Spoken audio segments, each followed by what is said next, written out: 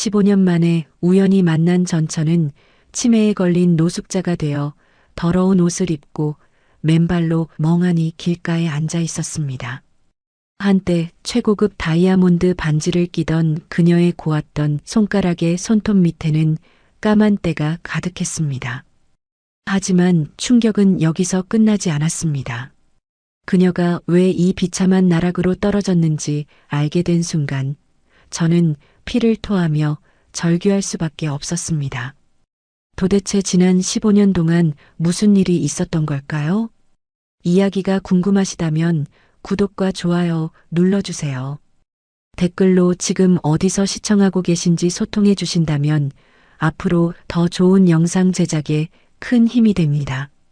서울 서대문구의 좁은 골목 끝에 자리한 노숙자 지원 시설인 희망나눔센터. 낡은 시멘트 건물이었지만 내부에는 사람들의 희미한 온기가 감도는 곳이었습니다. 이곳에 대한민국 제약업계를 움직이는 5천억 자산가이자 미래생명 대표이사인 도연이 보건복지부 관계자들과 신약 개발 관련 업무로 시찰을 왔습니다. 도연은 흠잡을 데 없는 최고급 맞춤 정장을 입고 있었으며 묵직한 손목시계는 그의 성공을 상징하듯 빛을 발하고 있었습니다. 그는 서둘러 이 공식적인 일정을 마무리하고 싶었기에 급식소나 상담실 같은 곳을 지나칠 때마다 형식적인 고갯짓만 할 뿐이었습니다. 대표님, 이쪽이 무료 급식소이고 저 안쪽 복도를 따라가시면 목욕시설이 마련되어 있습니다. 담당자가 잔뜩 긴장한 목소리로 설명했습니다. 도연은 복도를 걸으며 무료 목욕탕 안내판 쪽을 무심히 지나치려 했습니다. 그때 그의 발걸음이 무언가에 묶인 듯 멈추었습니다. 복도의 벽에 붙은 플라스틱 의자에 한 여자가 멍하니 앉아 있었습니다. 그녀는 낡고 때 묻은 회색 트레이닝복을 입고 있었고 발에는 구멍난 덧신이 신겨 있었습니다. 머리카락은 며칠 동안 감지 못한 듯 푸석푸석했고 지저분하게 헝클어져 있었습니다. 도연은 순간적으로 자신이 무엇을 보고 있는지 이해할 수 없었습니다. 손에 들고 있던 서류 가방이 미끄러져 바닥에 떨어지는 소리가 들렸지만 그는 그것을 주울 생각조차 할 수 없었습니다. 그의 시선은 오로지 그 여자의 비루한 뒷모습에 완전히 고정되었습니다. 아니야. 절대 아닐 거야. 내가 잘못 본 것이 분명해. 도연은 필사적으로 현실을 부정하려 했습니다.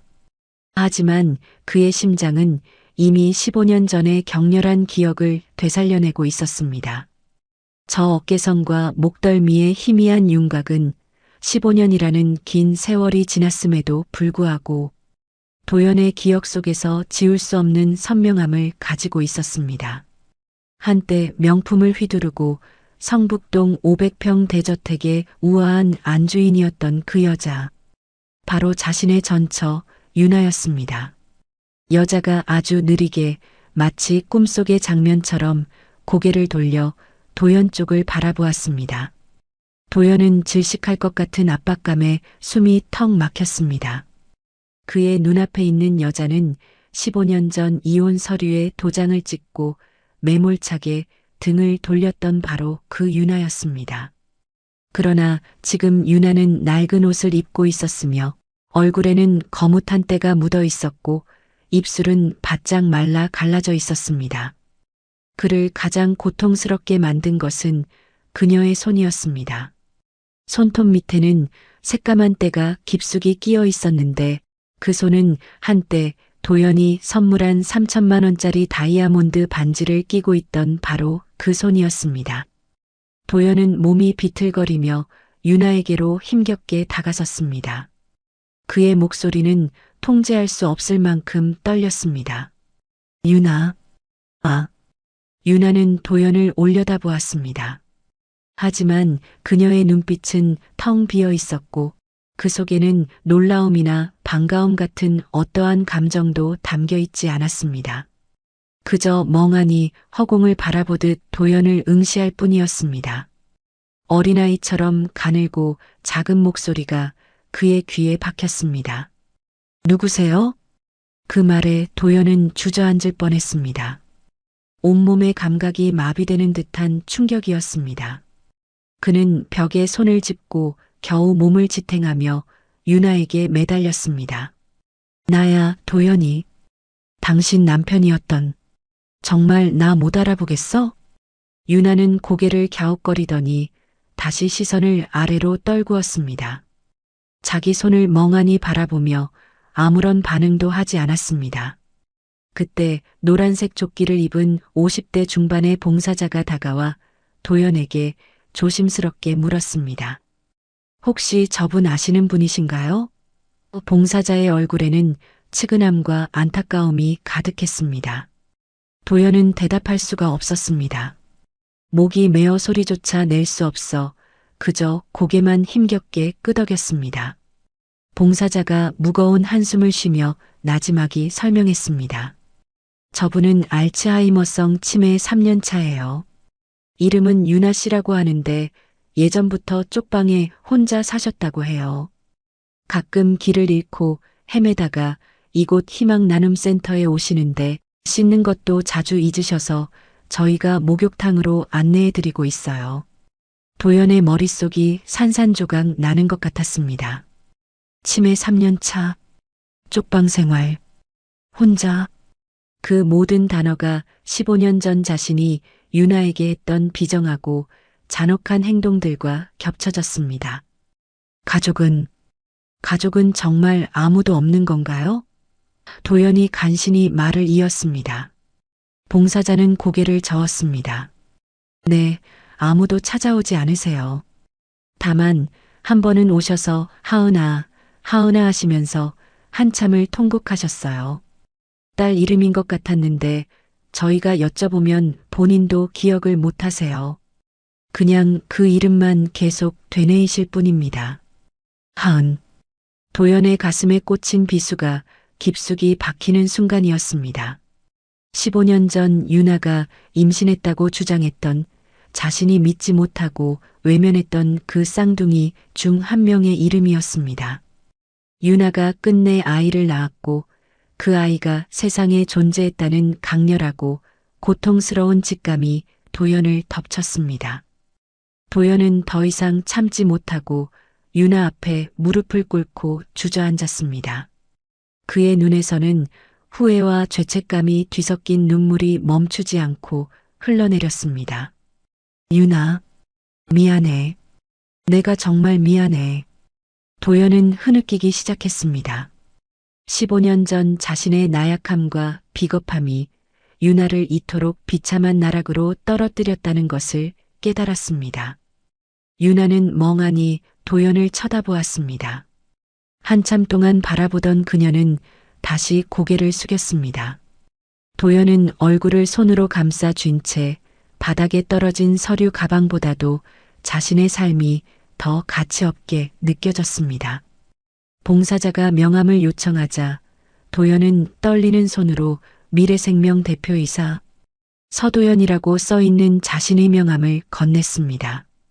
그는 유나를 마지막으로 돌아보았습니다. 유나는 여전히 멍한 표정으로 자신의 까만 손톱만 바라보고 있었습니다. 도연은 벽에 기대어 흐느끼며 그곳을 빠져나왔습니다. 그는 깨달았습니다. 자신이 가진 모든 성공과 재산이 이 15년간 유나가 겪은 고통 앞에서는 아무 의미가 없다는 것을 말입니다. 반드시 이 모든 비극의 진실을 파헤치고 하은이의 행방을 알아내야만 했습니다. 그의 속죄는 이제부터 시작이었습니다. 15년 전 초봄의 어느 날이었습니다. 도연은 강남에서 가장 명성 높은 산부인과의 VIP 진료실에 앉아 있었습니다.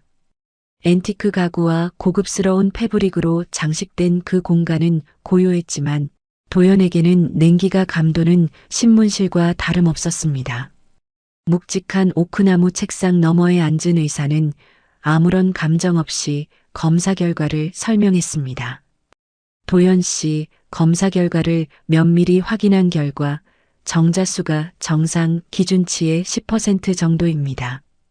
활동성도 현저히 낮습니다. 의학적으로 자연 임신을 기대할 확률은 1% 미만이라고 판단됩니다.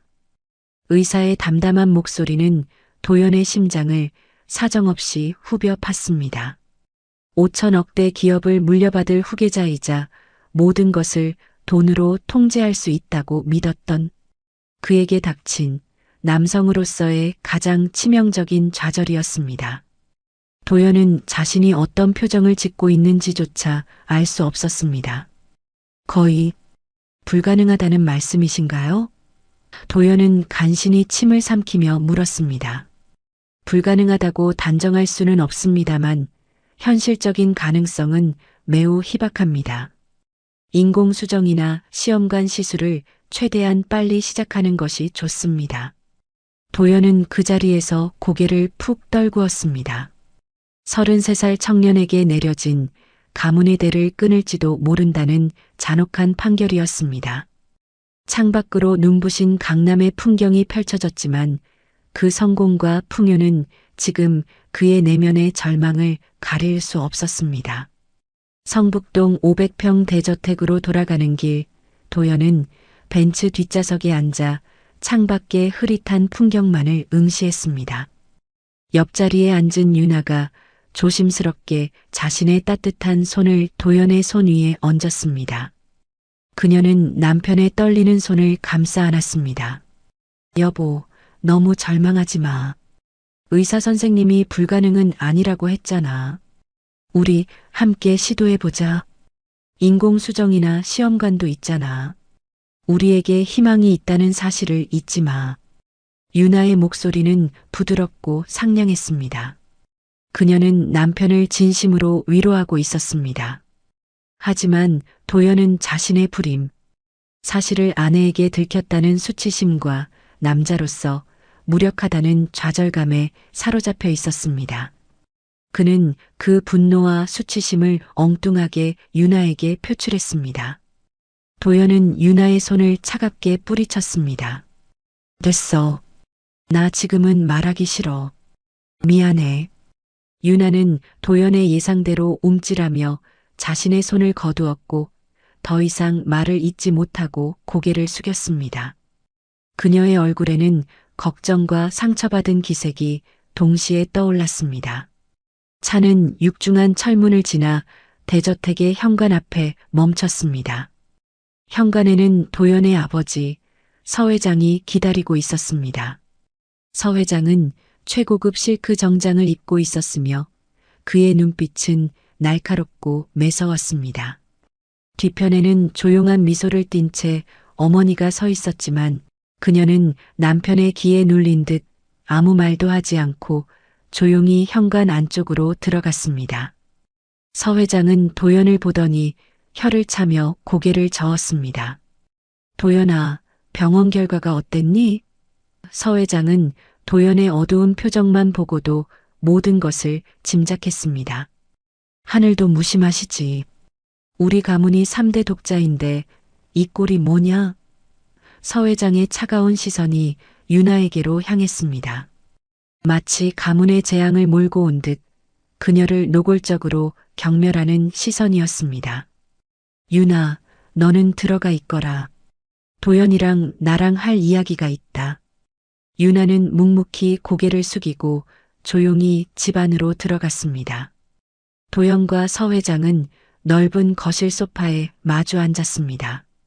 도연아, 내게 솔직하게 말하겠다. 내가 처음부터 그 국밥집 딸과의 결혼을 반대했지 않았느냐. 서 회장은 낮은 목소리였지만 그 속에는 강한 비난이 담겨 있었습니다. 도연은 괴로운 듯 미간을 찌푸렸습니다. 아버지, 그 이야기는 이제 그만하세요. 어떻게 그만해?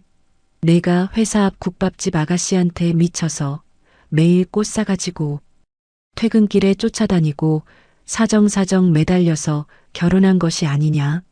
그때 신선그룹 회장 딸이 너를 좋아했고 김희원 집안 딸과도 결혼 얘기가 오고 갔는데 너는 전부 거절하고 거지나 다름없는 애랑 결혼했지 않았느냐.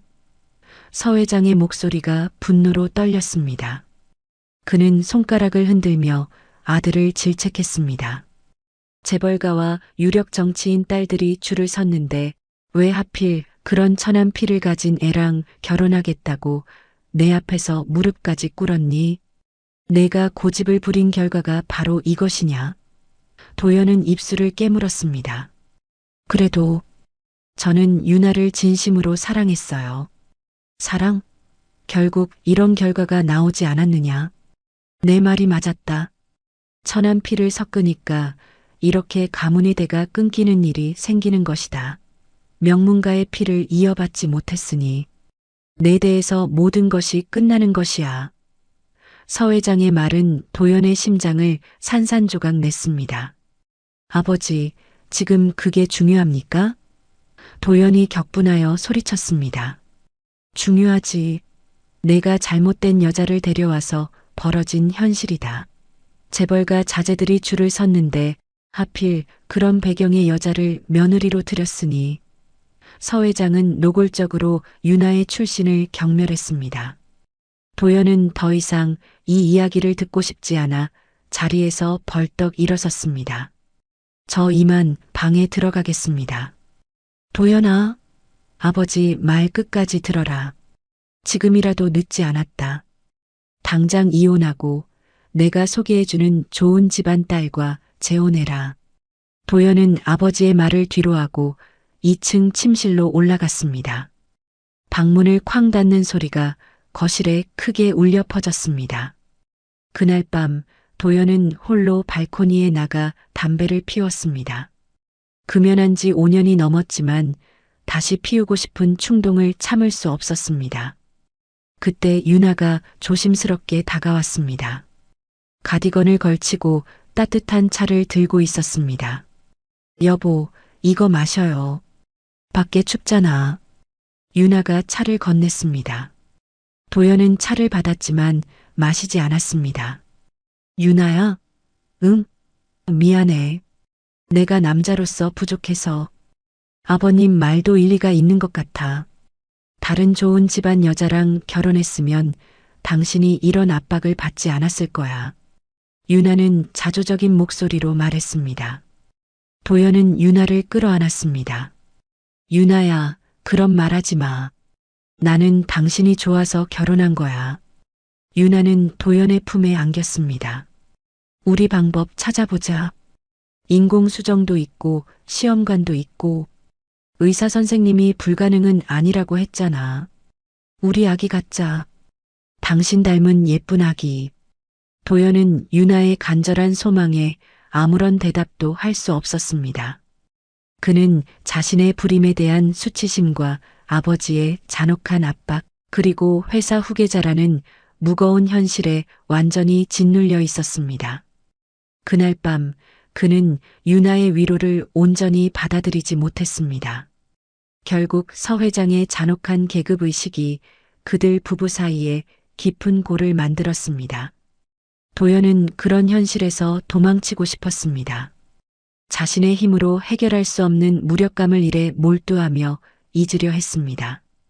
그래서 밤낮 없이 미래생명연구소에 파묻힌 지 6개월이 지났습니다. 그는 신약 개발 프로젝트를 반드시 성공시켜 서 회장에게 인정받아야 한다는 강박에 시달렸습니다. 회사 일에 몰두하는 시간은 하루에 18시간을 훌쩍 넘겼고 집에 들어가는 시간은 점점 새벽으로 늦어졌습니다. 대저택의 침실은 텅 비어 있는 시간이 길어졌으며 유나와 도연의 심리적 거리는 걷잡을 수 없이 멀어졌습니다. 서 회장의 재촉과 압박은 끈질기게 계속되었고 도연은 그 압박 속에 서서히 숨막혀 갔습니다. 도연아, 내가 괜찮은 사람 하나 소개해 줄 테니 한번 만나보아라. 너는 결혼을 했지만 그냥 인맥 쌓는다고 생각하고 가볍게 식사만 하면 된다. 서 회장이 노골적으로 말했습니다. 도연은 거부했습니다.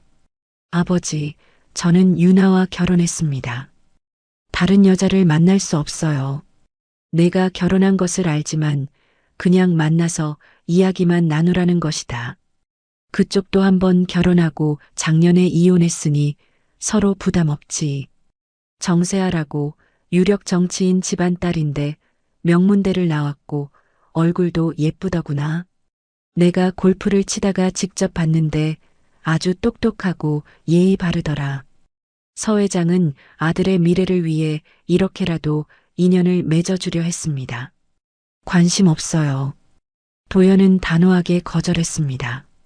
서 회장은 집요했습니다. 그냥 인사만 해보아라. 비즈니스 인맥을 쌓는 셈 치고.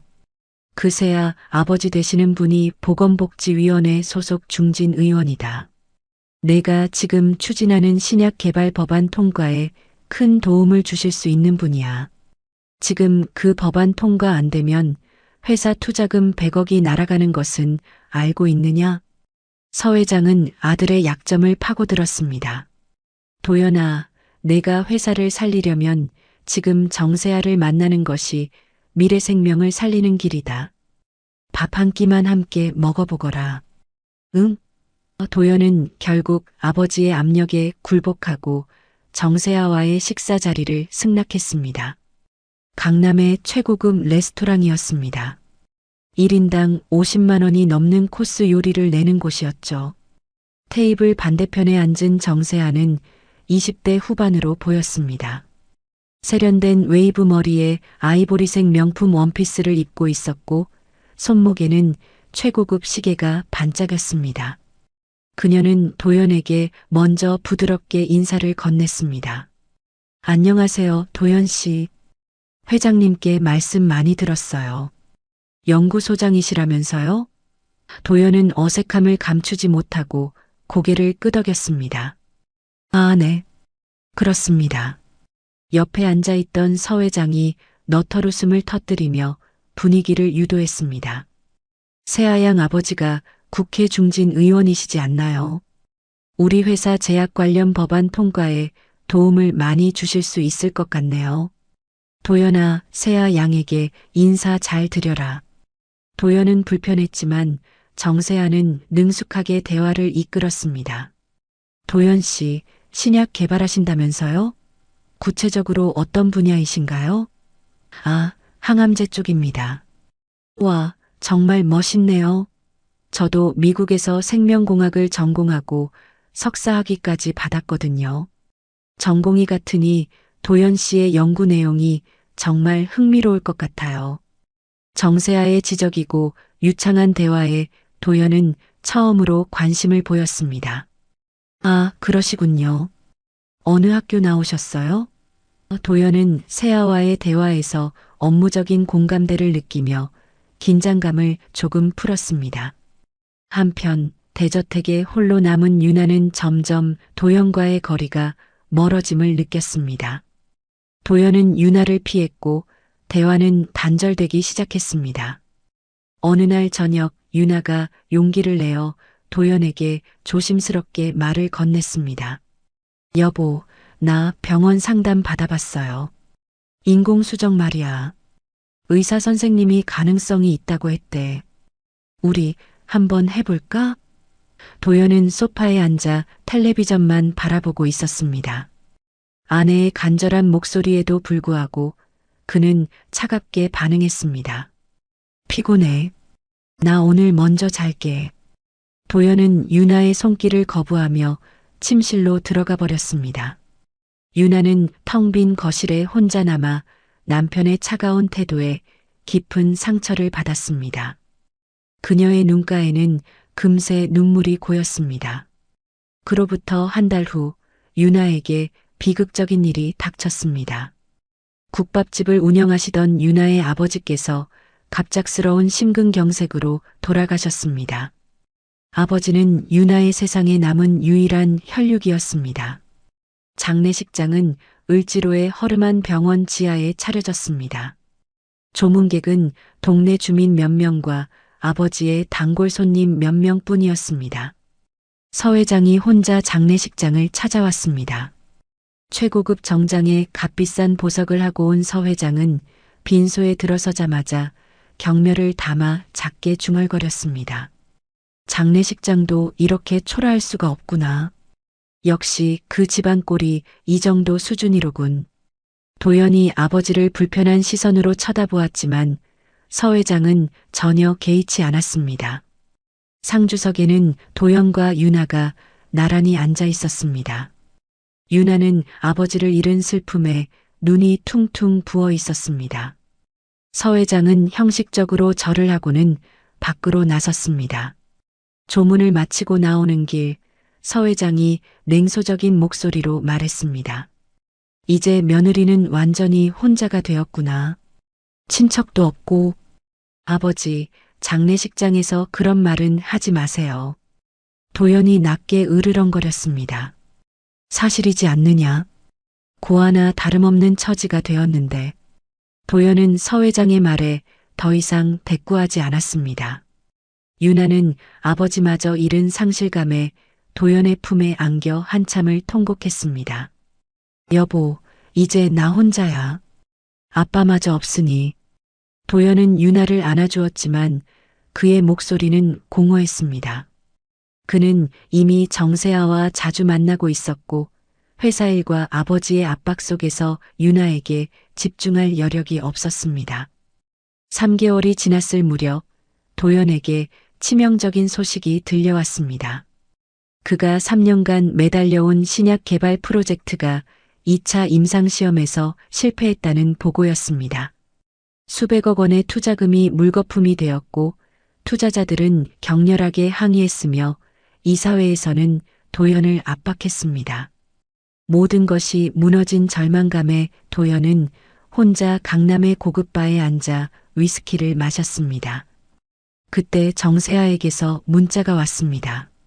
도연 씨, 괜찮으세요? 뉴스 봤어요.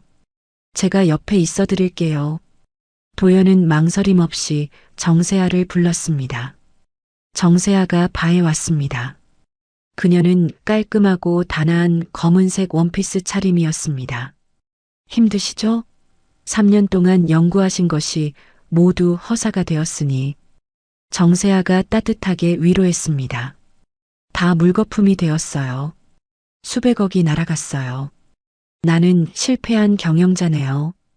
도연은 자조적으로 말했습니다. 괜찮아요, 도연 씨. 실패가 있어야 성공도 있는 법이에요. 도연 씨는 충분히 잘하고 계세요. 정세아의 위로는 유나의 공허한 위로와는 달랐습니다. 유나는 인문학 전공이라 도연의 연구 분야를 이해하지 못했지만 정세아는 같은 생명공학 전공자였습니다. 임상에서 실패한 거면 약물대사 쪽 문제 아닐까요? 간 효소. 저해제 농도를 미세하게 조절해 봐야 할 것 같아요. 정세아는 정확하게 도연이 고민하던 부분을 짚어주었습니다. 맞아요. 바로 그 부분이었어. 도연은 정세아와 밤새도록 연구 이야기와 회사의 미래에 대해 대화를 나누었습니다. 술을 마시며 위로를 받고 지적인 공감대를 얻었습니다. 어느새 새벽 2시가 되었습니다. 도연 씨, 너무 늦었어요. 제가 택시같이 타고 갈게요. 도연은 고개를 끄덕였습니다. 택시를 탔지만 도연은 집 주소를 말할 수 없었습니다. 그는 실패한 자신의 초라한 모습을 유나에게 보이기 싫었습니다.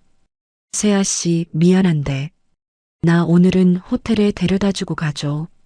정세아는 도연을 빤히 쳐다보았습니다. 한참을 망설이던 그녀는 이내 고개를 끄덕였습니다.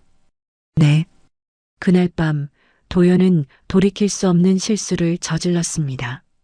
자신의 외로움과 좌절감에 기대어온 유나를 배신한 것입니다. 다음 날 아침 침대에서 눈을 떴을 때 옆에 정세아가 잠들어 있는 것을 본 도연은 머리를 감싸쥐었습니다. 미안해. 어젯밤 일은 실수였어. 정세아가 눈을 떴습니다. 그녀는 슬픈 미소를 지었습니다. 알아요. 하지만 도연 씨, 저는 진심이었어요. 도연 씨가 마음을 정리할 때까지 기다릴게요. 죄책감에 시달린 도연은 옷을 입고 황급히 호텔을 빠져나왔습니다. 집으로 돌아가는 차 안, 그는 유나에 대한 죄책감에 몸서리쳤습니다. 성공만을 좇고 아버지의 인정만을 갈망했던 그의 삶이 결국 소중한 아내를 배신하는 파국으로 치닫고 있었습니다. 이 모든 비극의 씨앗은 이미 그가 유나에게 마음을 닫았던 순간부터 싹트고 있었습니다. 성북동 저택의 현관 앞에 유나가 서서 그를 기다리고 있었습니다. 밤새 잠을 제대로 이루지 못한 듯 그녀의 눈은 퉁퉁 부어 있었습니다. 도연은 그녀의 얼굴을 똑바로 마주볼 용기가 나지 않았습니다. 유나가 걱정스러운 목소리로 다가왔습니다. 여보, 어디 있었어? 전화도 안 받고. 내가 얼마나 걱정했는지 알아요? 도연은 급히 거짓말을 지어냈습니다. 미안해, 여보. 회사에서 일이 너무 많아서. 소파에서 잠깐 눈을 붙였어. 도연의 거짓말은 유나에게 상처를 주었지만 그녀는 남편의 지친 모습에 더 이상 추궁하지 못하고 그저 한숨만 쉬었습니다. 그로부터 한 달이 지났습니다. 유나는 도연의 이상한 변화를 감지했습니다. 도연은 이전보다 더 늦게 귀가했고 말수는 급격히 줄었으며 유나와 눈을 마주치지 않으려 애썼습니다. 유나는 남편에게 무슨 일이 생겼음을 직감했지만 서 회장의 압박과 자신의 고아 같은 처지 때문에 쉽사리 도연에게 다가갈 수 없었습니다. 그러던 어느 날 오후 유나는 몸에 이상을 느꼈습니다. 미열이 나고 속이 메스꺼웠습니다. 평소 규칙적이었던 생리도 한 달째 없었습니다. 설마 아니겠지. 도연이 불임이라는 진단과 1% 미만이라는 확률을 알고 있었기에 유나는 자신의 몸에 일어난 변화를 믿을 수 없었습니다. 그녀는 떨리는 마음으로 집 근처 약국으로 달려가 임신 테스트기를 사왔습니다. 화장실 문을 잠그고 테스트를 진행했습니다. 결과는 충격적이었습니다. 뚜렷한 두 줄이었습니다. 유나의 손은 믿을 수 없다는 듯이 파르르 떨렸습니다. 1% 미만이라던 기적 같은 자연 임신이었습니다. 그녀는 다음 날 아침 일찍 병원으로 달려가 정확한 검사를 받았습니다. 축하드립니다. 임신 8주 차입니다. 게다가 쌍둥이시네요. 의사의 말에 유나는 터져나오는 기쁨과 감격의 눈물을 참을 수 없었습니다. 거의 불가능하다던 일이 자신에게 일어난 것입니다. 유나는 초음파 사진을 받아들고 집으로 돌아오면서 도연이 이 사실을 알면 얼마나 기뻐할지 상상하며 연신 미소를 지었습니다. 도연을 위한 저녁 식사를 정성껏 준비했습니다. 도연이 가장 좋아하는 갈비찜, 구수한 된장찌개, 갖가지 나물 반찬까지 정성을 다해 식탁을 차렸습니다. 초음파 사진은 예쁜 리본으로 묶어 작은 선물 상자에 담아 도연이 돌아오기만을 기다렸습니다. 밤 10시가 조금 넘어 도연이 평소보다 일찍 집으로 돌아왔습니다. 유나는 설레는 마음을 감추고 도연에게 달려갔습니다. 여보, 앉아봐요. 오늘 특별한 날이야. 유나가 떨리는 목소리로 말했습니다. 유나야, 나 할 말이 있어. 도연도 심각한 표정으로 입을 열었습니다. 유나는 그의 말을 끊고 급하게 선물 상자를 내밀었습니다. 내가 먼저 할게요. 자, 이거 열어봐. 도연은 의아한 표정으로 상자를 열었습니다. 안에는 초음파 사진 2장이 들어 있었습니다. 이게 뭐야? 도연의 얼굴이 순식간에 차갑게 굳어버렸습니다. 우리 아기야. 쌍둥이래. 8주 됐어. 여보, 기적이야. 의사 선생님이 1% 확률이라고 했잖아. 근데 됐어. 우리에게 아기가 생겼어. 유나는 울며 웃으며 도연에게 매달렸습니다.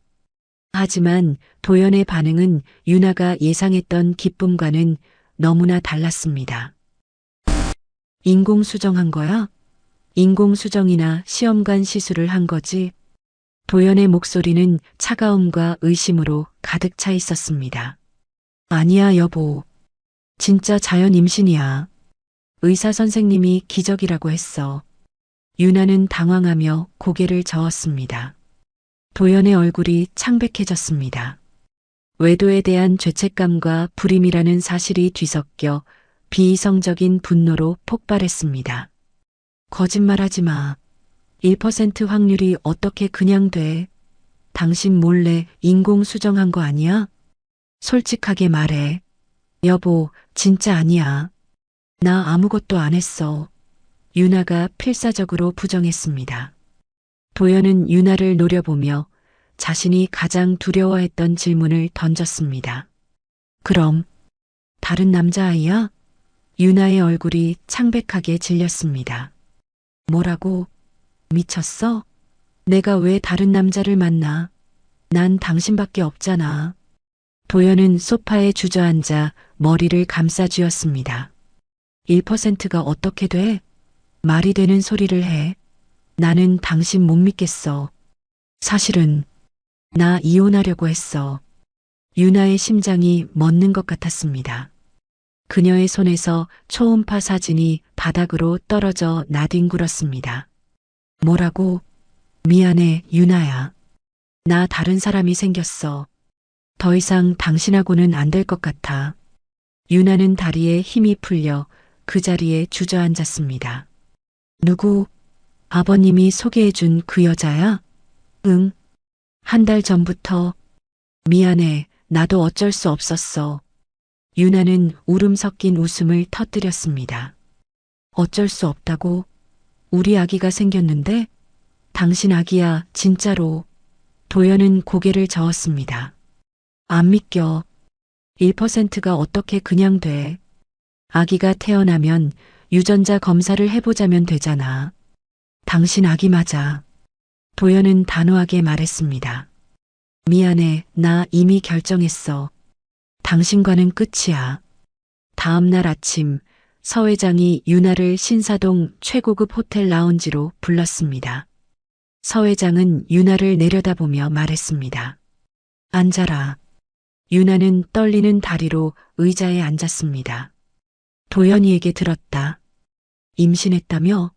그 아이 다른 남자아이이지? 유나는 눈물을 머금고 반박했습니다. 아닙니다. 자연 임신이고 도연 씨 아기예요. 서 회장은 코웃음을 쳤습니다. 1% 확률이 말이 된다고 생각하니? 유전자 검사? 필요 없다. 내가 무슨 수로 검사 결과가 나올 때까지 버틸 것 같으냐? 여기 이혼합 비서다. 서명해라. 서 회장은 테이블 위에 서류 봉투를 내려놓았습니다. 도연이는 정세아와 재혼할 거야. 세아 아버지가 우리 미래생명에 300억을 투자하기로 했고 정치권 인맥까지 열어주기로 약속했다. 도연이의 미래가 걸린 일이야. 내 아버지가 이런 것을 해줄 수 있었겠니? 너희의 결혼은 처음부터 실수였다. 유나는 눈물을 닦았습니다. 하지만 저는 임신했어요. 도연 씨의 친자식입니다. 서 회장의 눈빛이 싸늘해졌습니다. 내가 아직 세상 물정을 모르는구나. 그게 설령 사실이라고 해도 상관없다. 내년이 애를 낳으면 도연이 인생이 꼬여. 정세아 집안에서 결혼을 취소할 것 아니냐? 모르겠냐? 어떻게 그런 말을 하세요? 유나는 분노에 떨었습니다. 위자료 30억을 줄게. 내가 평생 일해도 못 만져볼 돈이야. 내가 이만큼이나 너그럽다. 조용히 애까지 정리하고 이 집안에서 사라져. 병원도 내가 소개해 줄 수 있다. 조용히 모든 것을 처리할 수 있는 곳으로. 유나는 충격에 휩싸여 할 말을 잃었습니다. 아기를 없애라고요? 서 회장은 당연하다는 듯 고개를 끄덕였습니다. 내가 우리 가문에 들어와서 결국 이 꼴이 된 것이다. 천한 피를 섞으니까 이런 일이 생기는 거야. 우리 집안은 3대째 명문가다. 너 같은 천박한 고아 출신이 감히 우리 집안 손주까지 낳겠다고? 어딜? 감히. 유나는 분노와 굴욕감에 온몸을 떨었습니다. 그녀는 눈물을 닦고 힘겹게 일어섰습니다. 싫습니다. 저는 이 아기를 키울 거예요. 도연 씨 아기니까요. 서 회장이 싸늘하게 웃었습니다. 없는 것들은 꼭 이렇게 지랄을 떨지. 후회할 짓 하지 마라. 내가 내년을 가만두지 않을 테니 법적으로도 그 아이를 호적에 올리지 못하게 만들 것이다. 친자 확인 소송을 걸면 내년이 지게 될 것이야. 우리 집안의 힘이 어느 정도인지 내가 알지 않니? 유나는 더 이상 그 자리에 머물 수 없어 라운지를 나섰습니다. 그날 밤 유나는 짐을 쌌습니다. 짐은 단출했습니다. 몇 벌의 옷과 책, 그리고 아버지의 사진이 전부였습니다. 새벽녘 도연이 깊이 잠든 사이 유나는 몰래 대저택을 나왔습니다.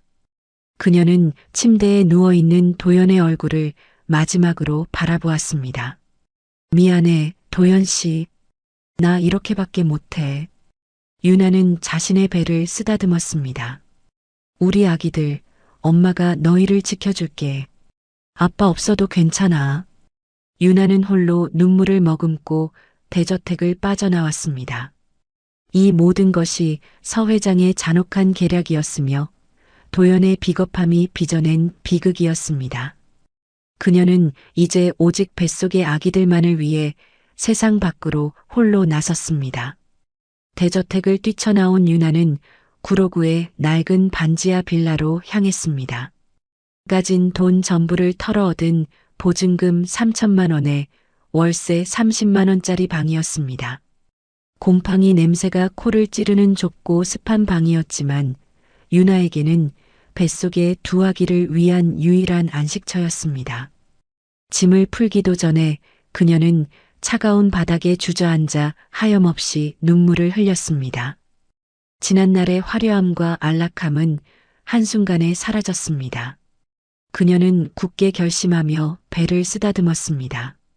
괜찮아, 우리 괜찮아. 엄마가 너희를 지켜줄게. 아빠 없이도 우리는 잘 살 수 있어. 뱃속의 아기가 그녀의 눈물에 화답하듯 강하게 발길질을 했습니다. 얼마 후 유나는 새벽 3시에 홀로 119를 불러 병원 응급실로 실려갔습니다. 그녀의 곁에는 아무도 없었습니다. 진통이 시작되었을 때 간호사는 다급하게 보호자를 찾았습니다.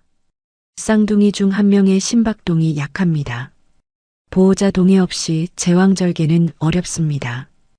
유나는 울면서 간절하게 간호사에게 매달렸습니다. 제발 부탁드립니다. 아기들만 살려주세요. 저는 혼자예요. 의사는 유나의 간절함에 결국 수술을 진행했습니다. 차가운 수술실 조명 아래 유나는 마취 속에서도 아기들의 울음소리를 기다렸습니다. 축하드립니다. 딸입니다. 간호사가 작은 아기를 안겨주었습니다. 하지만 다른 간호사는 슬픔을 담아 고개를 숙였습니다. 죄송합니다. 한 명은 심장이 뛰지 않았습니다. 사산입니다.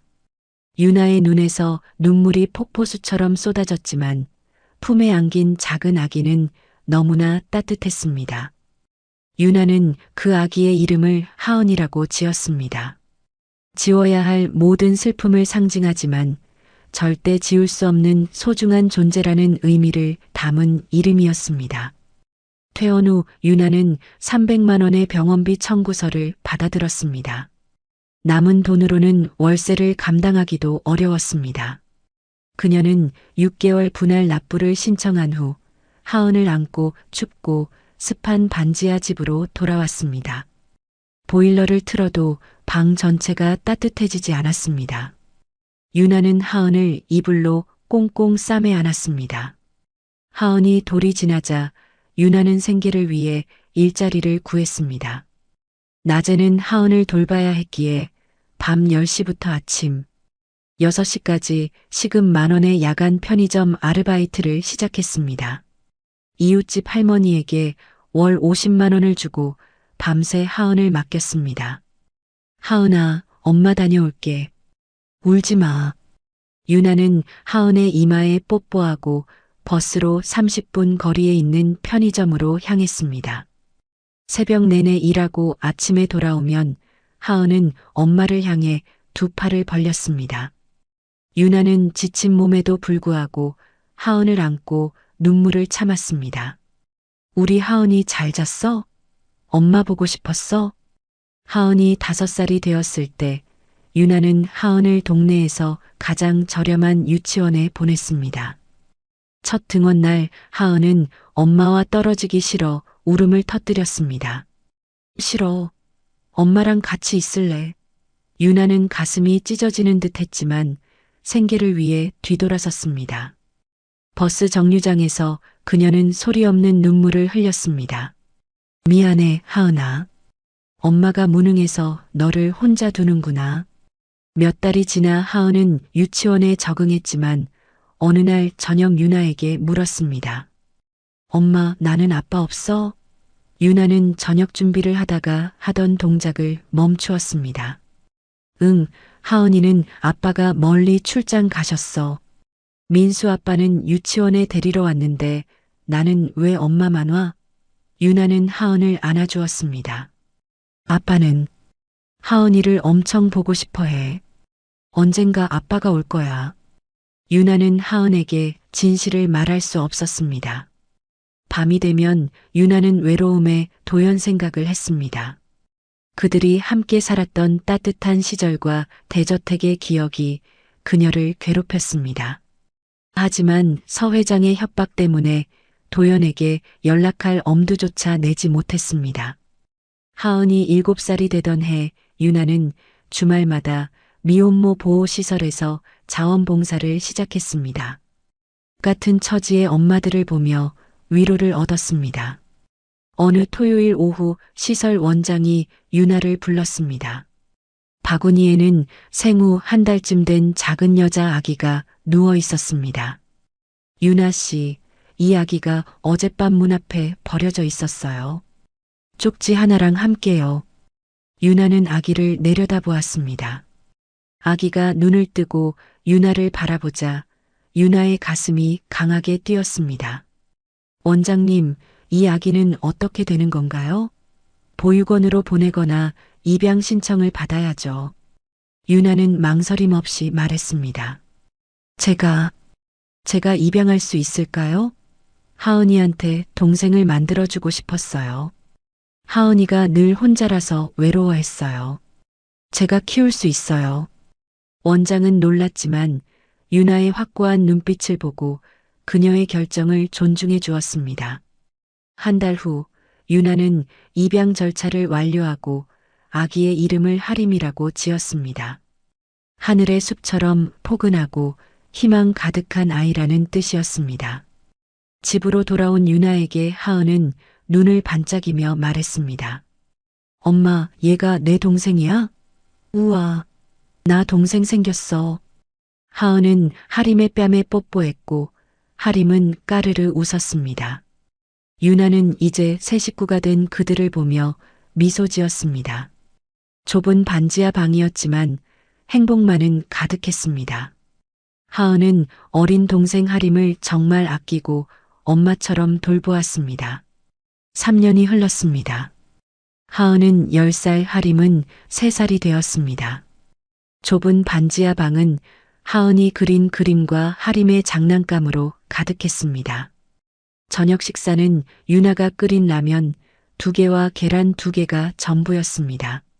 하은과 하림은 작은 밥상에 둘러앉아 뜨거운 라면을 후후 불어먹으며 웃었습니다. 하지만 이 평화는 오래가지 않았습니다. 하은이 12살이 되었을 때였습니다. 어느 날 하은이 학교에서 돌아와 말했습니다. 엄마, 오늘 학교 앞에 검은 차가 계속 있었어. 나를 쳐다보고 있었는데 무서웠어. 유나의 가슴이 철렁했습니다. 다음 날 하은의 말을 확인하려고 유나가 하은을 데리러 갔을 때 그 검은색 고급 세단이 주위를 맴도는 것을 보았습니다. 유나는 그들이 서 회장이 보낸 사람들이라는 것을 직감했습니다. 그날 밤 유나의 낡은 휴대폰이 울렸습니다. 수화기 너머에서는 차갑고 익숙한 서 회장의 목소리가 들려왔습니다. 내년이 지금 아이 둘을 키우고 있다며. 서하은이라고 했나? 내 아들 피가 섞였을지도 모를 애 말이야. 내가 조용히 살라고 경고했을 텐데. 유나는 떨리는 목소리로 반박했습니다. 회장님, 저는 아무것도 안 하고 있어요. 그럼 계속 그렇게 해라. 숨만 쉬고 살아. 만약 내가 도연이에게 연락하거나 아이 친자 확인이라도 할 생각이라면 내가 니년과 그 아이들 모두 가만두지 않을 테니까. 유나는 온몸이 떨렸지만 아이들의 안전을 위해 억눌렀습니다. 며칠 후 검은 정장 차림의 남자 둘이 유나를 찾아와 노골적으로 경고했습니다. 한유나 씨, 아이들을 안전하게 키우고 싶으시면 계속 조용히 사세요. 유나는 그 자리에 얼어붙었습니다. 돈과 권력을 가진 서 회장에게 대항하는 것은 불가능하다는 것을 알았습니다. 유나는 두 딸을 꼭 껴안았습니다. 내가 지켜줄게. 누가 뭐래도 너희는 내 딸이야. 조용히 살자. 그럼 우리 안전할 거야. 유나는 아이들의 안전을 위해 스스로를 감옥에 가두는 결심을 했습니다. 하은은 어느새 엄마의 어깨만큼 자라 있었습니다. 12살의 소녀는 엄마의 고난을 알고 있었기에 또래 아이들처럼 응석 부리지 않고 엄마를 돕고자 했습니다. 어느 날 하은이 컴퓨터 앞에 앉아 학교 숙제인 나의 꿈 발표를 준비하던 중 유나에게 물었습니다. 엄마, 우리 아빠 이름이 뭐야? 유나는 부엌에서 저녁을 준비하다가 동작을 멈추었습니다. 왜 갑자기? 그냥. 친구들은 다 아빠 이름 아는데 나도 알고 싶어서. 하은의 눈빛은 진지했습니다. 유나는 한참을 망설이다가 대답했습니다. 서도연. 아빠는 회사 다녀. 하지만 하은아, 아빠한테 연락하면 절대 안 돼. 복잡한 어른들의 사정이 있어. 하은은 고개를 끄덕였지만 표정은 밝지 않았습니다. 며칠 후 하은은 유나에게 아빠에게 편지를 쓰고 싶다고 말했습니다. 보내지 않을게. 그냥 쓰기만 할게. 괜찮지, 엄마? 유나는 거절할 수 없어 허락했습니다. 하은은 그날부터 매일 밤 아빠에게 보내지 못할 편지들을 쓰기 시작했습니다. 아빠, 저 하은이에요. 보고 싶어요. 아빠는 저 기억하세요? 나중에 어른 되면 꼭 찾아갈게요. 유나는 몰래 딸의 편지를 읽으며 눈물을 흘렸습니다. 그리고 운명의 날이 다가왔습니다. 하은이 유나에게 말했습니다. 엄마, 나 아빠 회사 찾았어. 인터넷에 검색하니까 나오더라. 미래생명 대표이사 서도연. 유나의 얼굴이 창백하게 질렸습니다. 하은아, 거기 가면 절대 안 돼. 안 되는 건 안 되는 거야. 유나는 처음으로 하은에게 소리를 질렀습니다. 하은은 놀라 멈추었습니다. 유나는 소리친 것을 사과했지만 하은에게는 절대 회사에 가지 말라고 거듭 경고했습니다. 하지만 그날 밤 하은은 몰래 결심했습니다. 내일 학교 끝나고 아빠 회사에 가봐야지. 하은은 노트에 마지막 일기를 썼습니다. 이상한 검은 차가 엄마를 따라다니니까 아빠한테 엄마를 지켜달라고 말해야 해. 9월 1일 아빠 만나러 간다. 하은은 그것이 자신의 마지막 일기가 될 줄은 꿈에도 알지 못했습니다. 9월 1일 아침 유나는 새벽 편의점 근무를 마치고 겨우 집에 돌아와 하은과 하림을 깨웠습니다. 세 식구는 편의점에서 할인하는 빵과 우유로 아침을 먹었습니다. 하은은 낡았지만 깨끗하게 빨래된 옷을 입고 유나를 안았습니다. 엄마 사랑해. 엄마도 우리 하은이 사랑해. 그것이 하은과의 마지막 포옹이었습니다. 유나는 하림의 손을 잡고 유치원으로 향했습니다. 오후 4시 30분 하은은 학교를 나와 강남으로 가는 버스를 탔습니다. 가방에는 아빠에게 보낼 47통의 편지가 들어 있었습니다. 1시간 후 하은은 미래생명 본사 건물 앞에 섰습니다. 하은은 건물 맞은편 벤치에 앉아 아빠가 퇴근하기만을 기다렸습니다. 오후 6시가 되자 빌딩에서 사람들이 쏟아져 나오기 시작했습니다.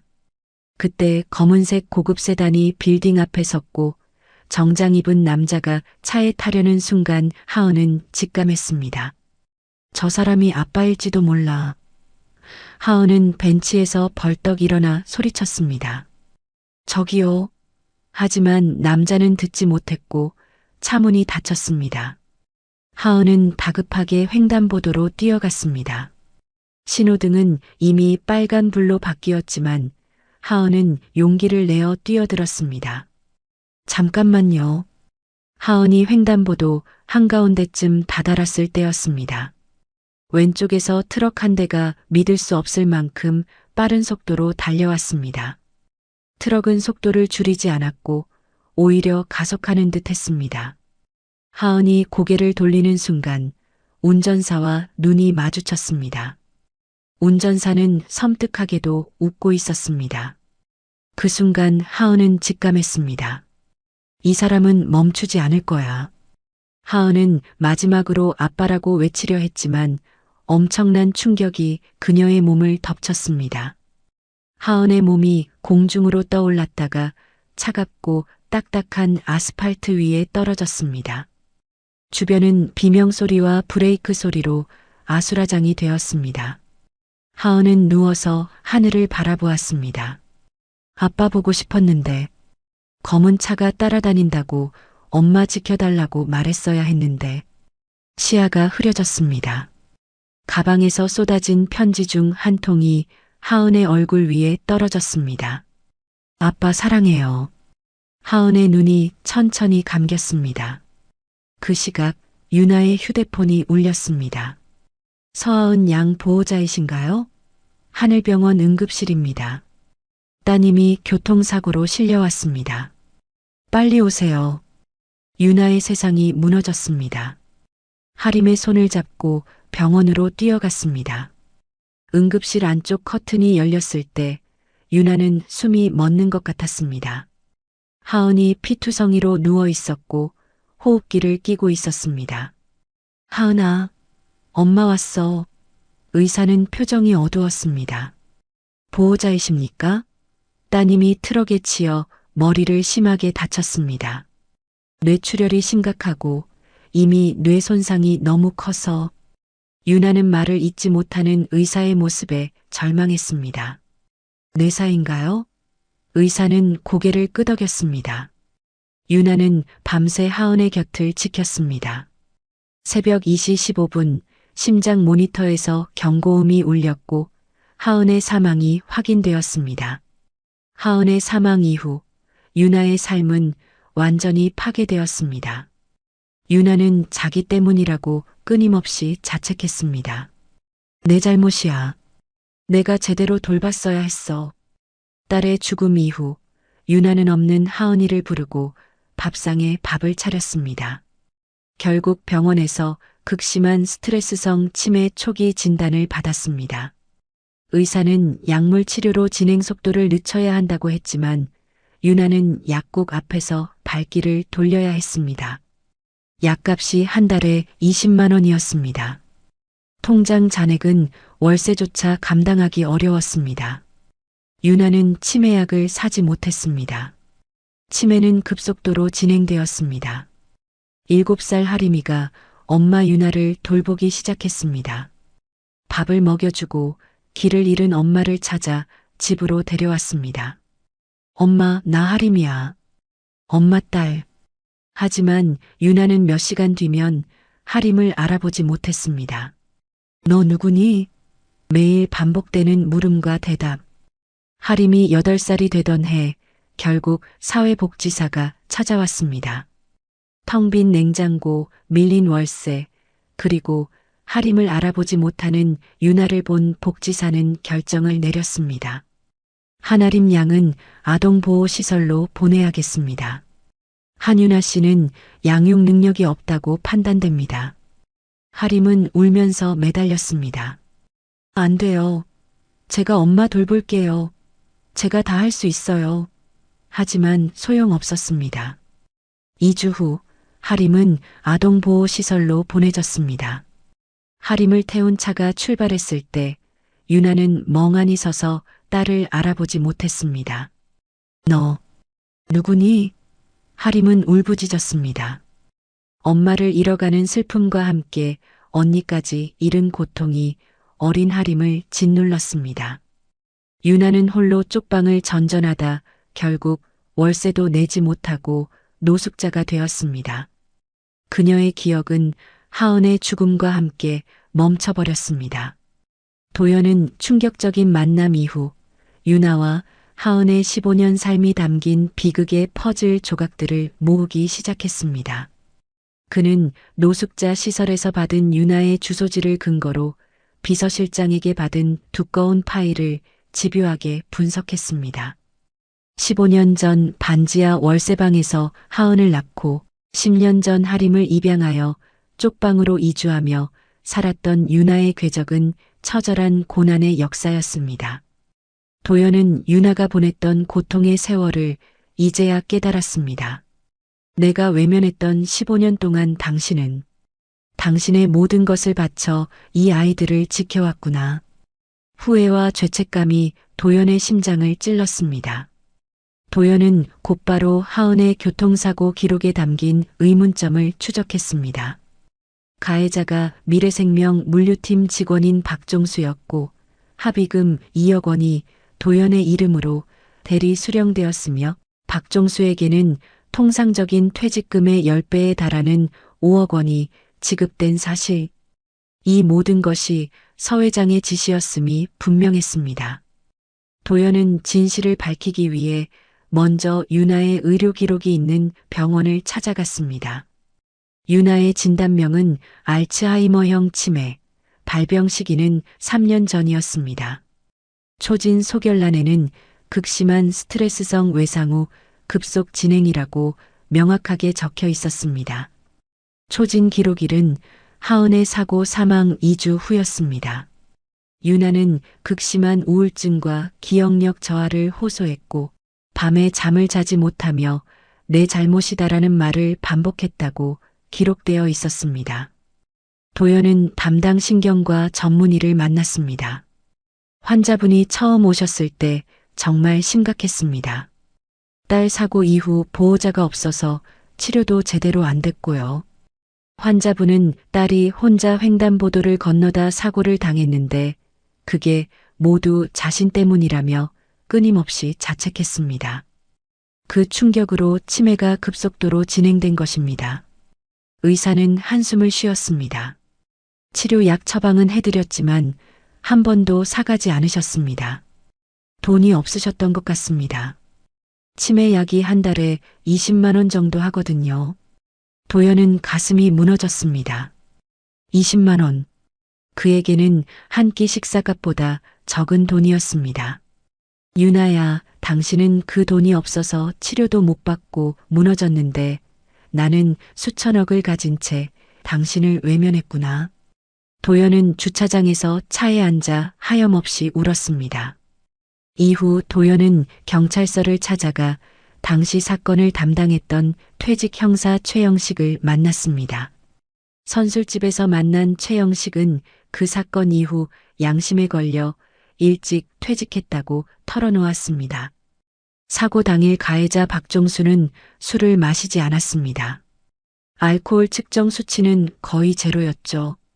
하지만 위에서 음주운전으로 처리하라는 지시가 내려왔습니다. 서 회장이 국회의원 2명을 대동하고 경찰서에 와서 압력을 넣었습니다.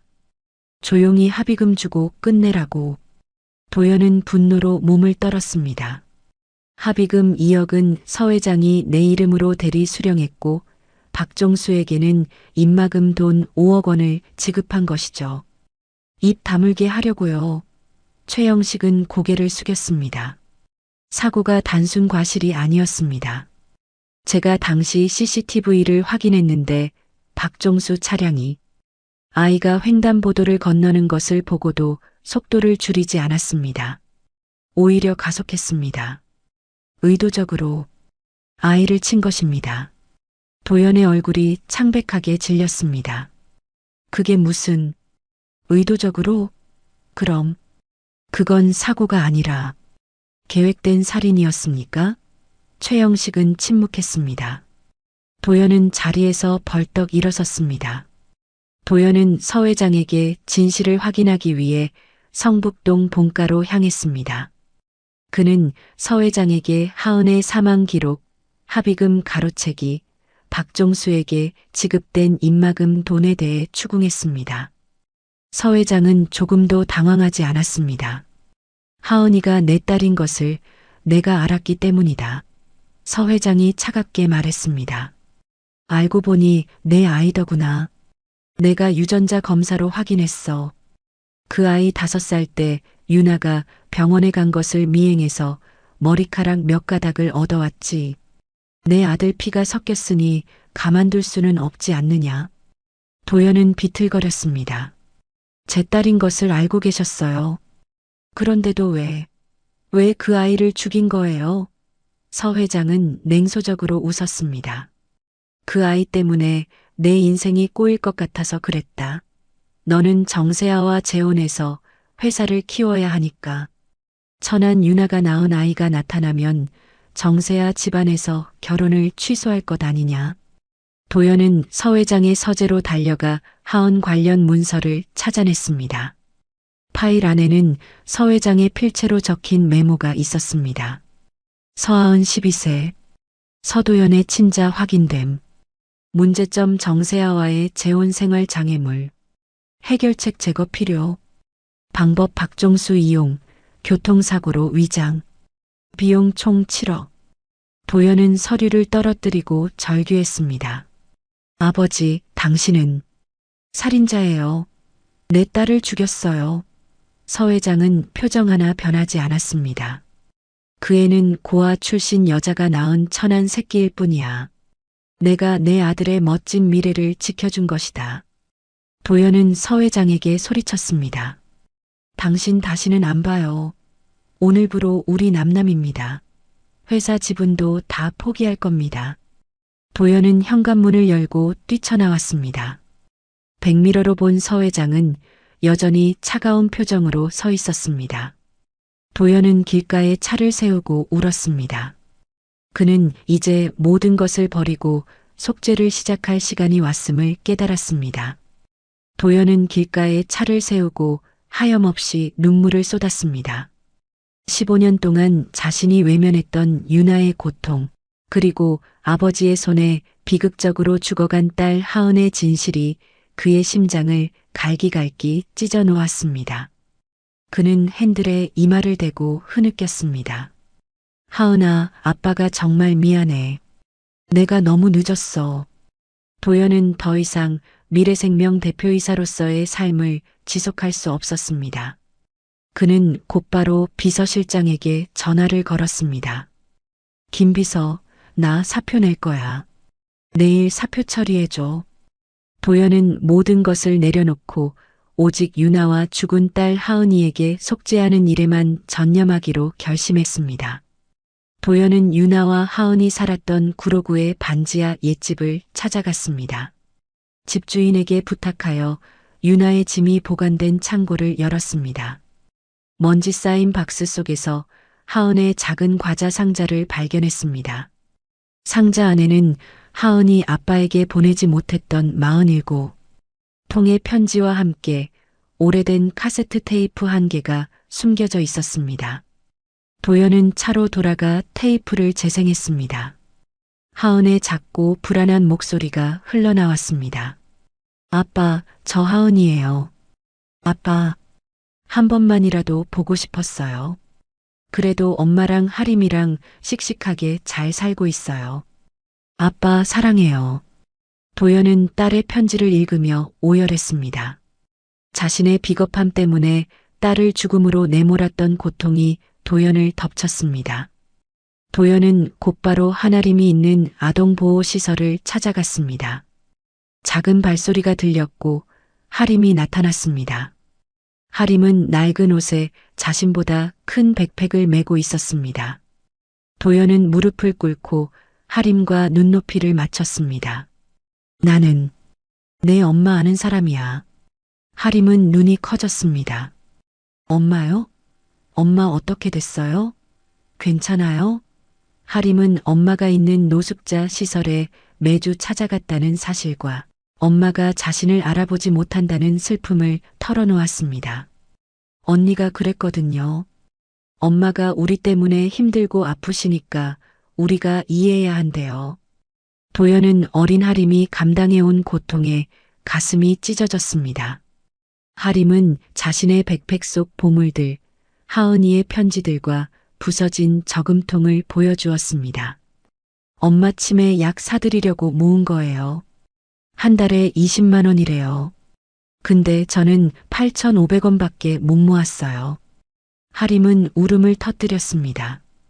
도연은 하림을 꼭 안았습니다. 하림아, 괜찮아. 이제 아저씨가 도와줄게.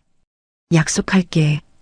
도연은 서 회장의 방해를 무릅쓰고 유나를 노숙자 시설에서 서울 외곽의 깨끗하고 전문적인 요양병원으로 옮겼습니다.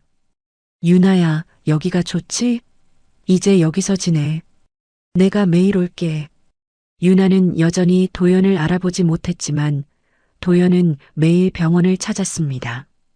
유나에게 밥을 떠먹여주고 그녀가 좋아했던 옛 노래를 기타로 연주해 주었습니다. 유나는 기억은 하지 못했지만 노래를 들을 때마다 눈물을 흘렸습니다. 이 노래 알 것 같아. 가슴이 아파. 도연은 유나의 감정은 살아있음을 확인했습니다. 도연은 하림에 대한 입양 절차를 시작했고 그동안 하림을 자신의 강남 아파트로 위탁 양육했습니다. 하림은 새 방과 새 옷, 그리고 도연의 따뜻한 보살핌에 조금씩 안정을 찾았습니다. 어느 날 하림이 도연에게 말했습니다. 아저씨, 저 커서 의사 될 거예요. 엄마 병 고치는 의사요. 치매는 못 고친다고 했지만 저는 할 거예요. 엄마가 저 기억하게 해줄 거예요. 도연은 하림의 순수하고 강한 마음에 눈물을 흘렸습니다. 그는 하림을 끌어안고 약속했습니다. 아저씨가 도와줄게. 아저씨가 내 아빠가 되어줄게. 6개월이 지났습니다. 도연과 하림은 매일 요양병원을 찾았습니다. 의사는 유나의 치매가 더 이상 악화되지 않고 안정적인 상태를 유지하고 있다고 했습니다. 완치는 불가능했지만 더 이상 무너지지 않는 것만으로도 도연은 감사했습니다. 어느 화창한 오후 세 사람은 병원 정원 벤치에 나란히 앉았습니다. 유나는 여전히 도연과 하림을 번갈아 보며 미소 지었습니다. 당신들 누구세요? 도연은 유나의 손을 잡았습니다. 가족이에요. 당신을 사랑하는 가족. 유나는 고개를 갸웃거렸지만 도연의 손을 꼭 잡았습니다. 하림은 유나의 다른 손을 잡았습니다. 저희가 엄마 옆에 있을게요. 계속. 유나는 두 사람을 바라보며 작게 미소 지었습니다. 고마워요. 왜 그런지는 모르겠지만 행복해요. 세 사람이 함께 웃었습니다. 도연은 유나의 이마에 입 맞추었습니다. 사랑해, 유나. 당신이 기억하지 못해도 괜찮아. 내가 우리의 사랑을, 하은이를, 하림이를, 당신이 얼마나 훌륭한 엄마였는지 영원히 기억할 테니까. 내가 이제 당신을 책임질게. 도연은 늦었지만 이제야 진정한 아버지와 남편, 그리고 속죄하는 인간이 되었습니다. 오늘 이야기를 끝까지 들어주셔서 감사합니다. 영상 보시고 느끼신 감정, 댓글로 함께 나눠주세요. 여러분의 한마디가 누군가에겐 큰 위로가 될 수 있습니다. 영상이 마음에 드셨다면 구독과 좋아요로 응원 부탁드립니다.